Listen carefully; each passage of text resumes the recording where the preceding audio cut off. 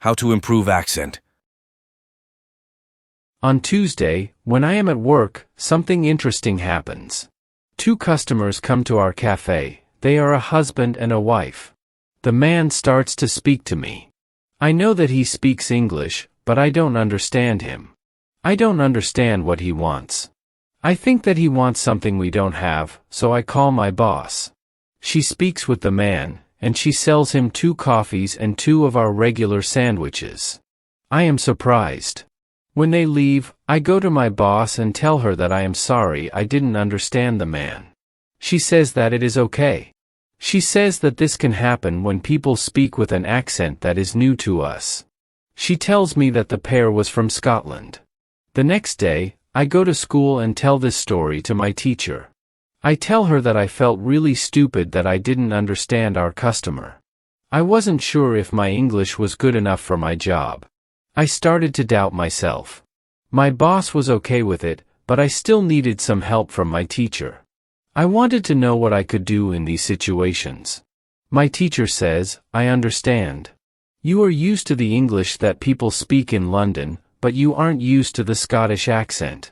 Your ears aren't used to listening to the Scottish accent. All you have to do is listen more to Scottish English. You need to train your ears to this accent as well. What happened to you can happen to everybody. When you already speak English at some level and you go to a country where people speak with a different accent, you shouldn't be surprised if you don't understand. It is okay, and it usually takes 2 weeks to get used to this new accent. You shouldn't think that there is something wrong with you when you don't understand a new accent. With practice, you can train your ears to any accent. Then I ask, so what can I do to understand the Scottish accent? I don't live in Scotland. Our teacher says, you can watch films with Scottish English, or you can watch situation comedies from Scotland, and soon you can understand. I tell her, thank you. After school, I go to my work again. At about 4 o'clock, 2 interesting customers come to our cafe. This time, they are not from Scotland, they are foreigners. They want to buy some coffee. They are 2 ladies, and it is clear that their English is very basic. My boss is serving them. When she hears that they don't speak English very well, she does something very interesting. She changes her English. She uses very simple sentences with only 3 or 4 words. I can see that the ladies understand her. They buy 2 coffees, 2 sandwiches, and 2 cakes. They are happy, and my boss is happy too. When the ladies leave, I tell my boss that it was very nice how she changed her English so that the 2 ladies would understand her. My boss says that sometimes she has to speak in very simple English. It doesn't matter if the customers speak English well or not, they are our customers, and we have to do everything possible to make them feel comfortable. If they see that they can speak English here, they can come to our cafe every day. I think that our boss is a good businesswoman. She does everything possible to make our customers happy. It is true that we have a lot of customers. Our cafe is busy every day. When you want to understand people with a special accent, listen to audio with their accent for some time. What you can do at your level. The next day at school, I tell my teacher about my experience with my boss and the 2 ladies who didn't speak English very well. Our teacher says, great. Your boss must be a very clever young lady. It is true that you can communicate with everybody. Even people who speak English very well can have a conversation with those who are just at the beginning of their journey. Today, we will speak about different levels of English and what you should be able to do at these levels. Let's start with the lowest level of 1,000 words. At this level, students can speak about some basic things from everyday life.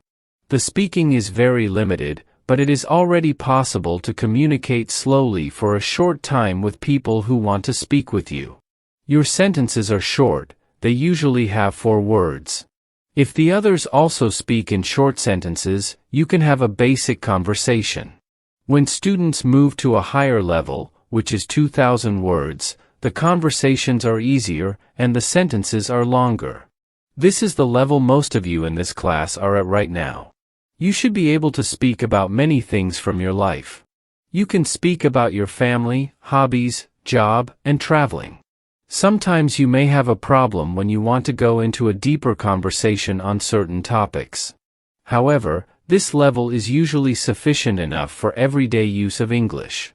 If you want to be able to have a deeper conversation on many topics, it is good to know 3,000 words. Your goal as a student of English who wants to be able to speak English well should be to learn 3,000 words. Of course, you can learn more than 3,000 words. The more words you know, the easier it will be for you to communicate in English. But 3,000 words is the level that is usually enough for communicating in English about almost everything. I think that the two ladies at your cafe knew about 1,000 words. Your boss went to their level, and she had a basic conversation. She speaks with the man and sells him 2 coffees and 2 of our regular sandwiches. I am surprised. When they leave, I go to my boss and tell her that I am sorry I didn't understand the man. She says that it is okay with them. After my school, I go to my work. The 2 ladies come to our cafe again. They also bring 2 of their friends. It is my turn to serve them. I speak to them in simple short sentences. They understand me. This is great. They tell me that they are tourists from Japan. They tell me that they like our cafe because people understand them here. When you want to be able to communicate in English, learn 3,000 words. What to do when you are shy. On Thursday, I go to school again. One student has a very interesting question. She says, I am very shy when I have to speak English. Can you help me to overcome my shyness? Our teacher says, it is true that when we use foreign languages, it is natural to feel uncertain or shy. We are doing something that we are not perfect at. The possibility of making a mistake is great. I was also very shy when I learned foreign languages. I remember well how I was afraid to make a mistake. When I did make a mistake, I felt stupid, and sometimes I blushed. Now it is different. I use languages for communication. I care only about communication. You know that I am learning Spanish these days. Embarrassing situations can happen, but they can't stop me from using Spanish. It is true that sometimes I still feel shy when I have to speak Spanish. I also sometimes blush, but I don't care much about it. It is a natural human feeling, and it never lasts forever. I continue using Spanish because I know that only by using it can I improve. I also try to see things as they are. I am a student, and I am on the way to good Spanish. It is not possible to skip several levels in one day. The beginner can't become a perfect speaker in 1 hour. I also see what I mean to people around me. When I already speak some Spanish, I have value to people who speak Spanish. You should see the same. When you already speak some English, you can have a conversation with other people in English. That's great. Look at what you already know. You know 2,000 words. You can have a conversation with other people in English. That's great. Look at what you already know. You know 2,000 words, appreciate it. Some students feel that to know English means to speak like a native speaker, with perfect pronunciation, perfect grammar, and no mistakes. They think that if they are not doing that, then they don't know English. They are embarrassed because they are not perfect. These students are very hard on themselves, but it is not necessary. All of you are great because you already speak some English. Continue working on your English, and your shyness can gradually go away. I like what our teacher tells us. I am also sometimes shy. I know that I should practice speaking a lot, but in some situations, I don't want to look stupid, and I don't speak as much as I should. I decide to be a bit braver in these situations and use them to practice more. Then one student says, sometimes I want to say something, but I don't know the word I want to say. Then I stop, and I don't know what to do. In these situations, I feel very stupid. Then, the next time I can speak English, I don't want to speak because I don't want to be in this stupid situation again. Can you help me with this? Our teacher says, when you start to speak English, you have to prepare for one thing. There will be moments when you don't know a word you want to say. In such a situation, you will need to learn how to describe the word. This ability is very important when learning a new language. Since you are not a native English speaker, you will probably never know the same amount of words as you know in your native language. I can tell you that you can describe almost every word, you only need to train this skill. You will have to train how to express ideas within the vocabulary you have. For example, if you don't know how to say the word key, you can describe it as a small thing for opening a door. You also describe words in your native language without realizing it. If you don't know the word for something, you just describe it to the other person so that they understand what it is. You can do the same thing in English, but you need to train this ability. Thinking aloud is a very good technique to use when you want to be able to describe well. Use thinking aloud every day, and your ability to describe things will improve. You can learn English only when you use English. It is okay to be shy, but it can't stop you from using English. The next day is Friday, and I go to school again. I am happy that I go to this class, not only because of our teacher.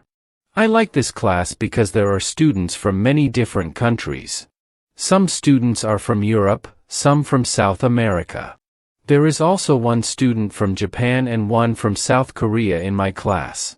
This is good for me because the students don't speak my native language. When I speak to them, I have to use only English. It is very good for my practice.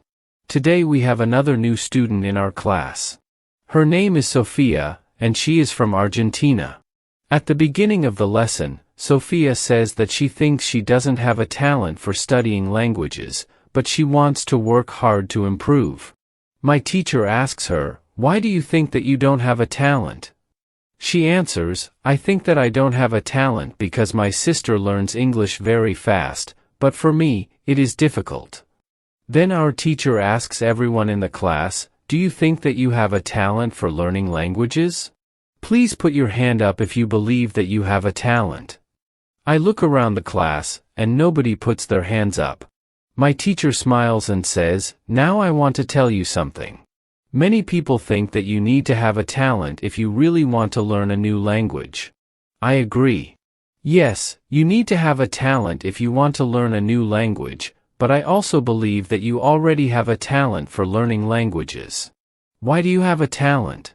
You have a talent because you have already learned one language, which is your native language. You were successful at learning your native language, and you speak that language fluently. All people who are able to learn their native language have a talent for learning languages. Why do many students believe that they are not talented? The teacher continues. The reason is this: there are people who are super talented. Yes, it is true. These super talented people remember new words very fast and for a longer time. Maybe you know these people. Maybe it is somebody at your work or in your family. There are not many of these people, but they exist. I believe that this might be Sophia's sister as well. Learning a new language is fun for these people, and they can do it easily. Sophia says that it is true that her sister is really better than everybody else. Our teacher continues, "It is true that these super talented people exist. It is a fact, and we cannot do anything about it. Yet it is not a problem. The problem is that we compare ourselves to these people, and if we don't learn as fast as they do, we think that we are not talented. I want to ask you for one thing: please do not compare yourself to these super talented people. Yes, they are lucky and have an advantage, but you might be lucky too, and you might be super talented at other things. Maybe you are more talented than others when you learn to sing, swim, play tennis, count numbers, cook, or repair cars. People are not all the same. It is the beauty of this world. Now you can believe that you are also talented. Maybe not super talented, but talented. When you believe that you are talented, learning English will be easier for you. These words from our teacher are very helpful for us. I know that I am talented at playing football and tennis. Now I know that I am also talented at learning English. It is great. What is also great is that there is a school party in the evening. I really look forward to this party. I know that some girls from our class are going there. I hope that our new student Sophia is also going to the party. I have known Sophia for only one day, but I like her a lot. If you can speak your native language, then you have a talent for learning English, our teacher says. How to speak fluently. On Monday, I go to school again. Our teacher asks us how Friday's school party was. One student says that the party was great. We had a lot of drinks and a lot of fun. The girls from our class enjoyed the party as well. I enjoyed the party a lot because Sophia was there. I could talk to her, and we danced together. It was all very nice. There were also 2 boys from my football team at the party. These boys were from Brazil, and their English skills were basic. They could speak only in short sentences, but they were extremely funny at the party. They made a lot of jokes about life in England, about other players from our team, and about girls from their class. Everybody laughed. Their sentences were very short, with only 3 or 4 words, but they were able to speak fluently. When we spoke about the party, I told my teacher it was really interesting to see that somebody who doesn't know many words can already speak fluently. I know some students who are at a much higher level and have a hard time speaking. My teacher said, "This is really interesting. I can tell you that the 2 boys from your football team showed you what all students should do. The boys used what they knew. They cared only about what was really important, which was communication." Then one girl asked, "So, what should we do if we want to speak English fluently? Should we go to parties and make jokes?" My teacher said, "First, let me explain what fluent speaking is. Many students think that fluent speaking is fast speaking with a lot of words in perfect grammar. However, there is a better, more correct definition of fluent speaking. Fluent speaking is speaking without long pauses. Some people can do it with 1,000 words, and some people can do it with 2,000 words. Yet, there are also people who know 3,000 words and aren't able to speak fluently. If you want to speak fluently, you have to practice speaking. There is no other way to improve your fluency. Speaking is a physical activity. It is like playing a musical instrument. If you want to play the violin, you need to train the connection between your brain and the muscles in your fingers. When you want to speak well, you need to train the connection between your brain and the muscles in your mouth. If the connection between your brain and your mouth is not regularly trained, you can't speak fluently, no matter how many words you know. You can't complain that you can't speak fluently if you don't practice speaking often. Maybe you have had this experience, the teacher continued.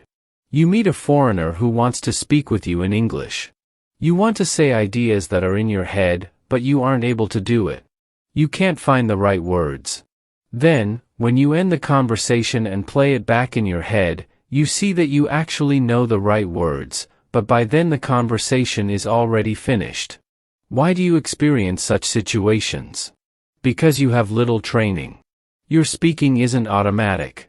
It is not automatic because you don't practice it often enough. When you want to speak fluently, I recommend speaking for at least 30 minutes a day. You can speak to a real person. If you don't have a real person to speak to, you can do thinking aloud. It is necessary to really think aloud and not only think in your head. You need to practice the connection between your brain and your muscles. You can do this by thinking aloud. Does it make sense? Yes, said the girl. If you want to speak fluently, speak for 30 minutes every day. At the next lesson, one of the students asked an interesting question. She said, "Next week I am going home. I would like to continue studying in my country. I don't know how to choose a good school there. Could you help me? How do I know if the school is good or not?" My teacher said, "This is a very good question. I believe that when you read, listen, and speak a lot, you don't have to go to a school. You will learn English naturally by using it. However, if you want to pay for your education, a good teacher can help you speed up the process of learning. If you want to know if your school is good, before the first lesson of the course, go to www.testlanguages.com, http://www.testlanguages.com. There you can find out how many words you know. After 5 lessons at the new school, do the test again, and you can see how many new words you learned. If you are happy with your progress, you can continue paying for your lessons. It is also important that you enjoy every lesson and look forward to the next one. It is important to enjoy every activity you do with English. I also give private lessons via Skype.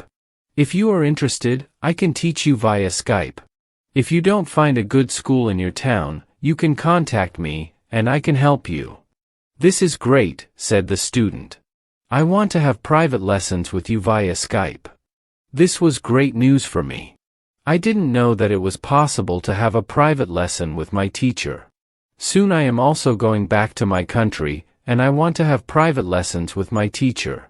When you go to school, you have to see your progress and enjoy every lesson. It is Wednesday, and I go to school again. At the beginning of the next lesson, Monica has a question for my teacher.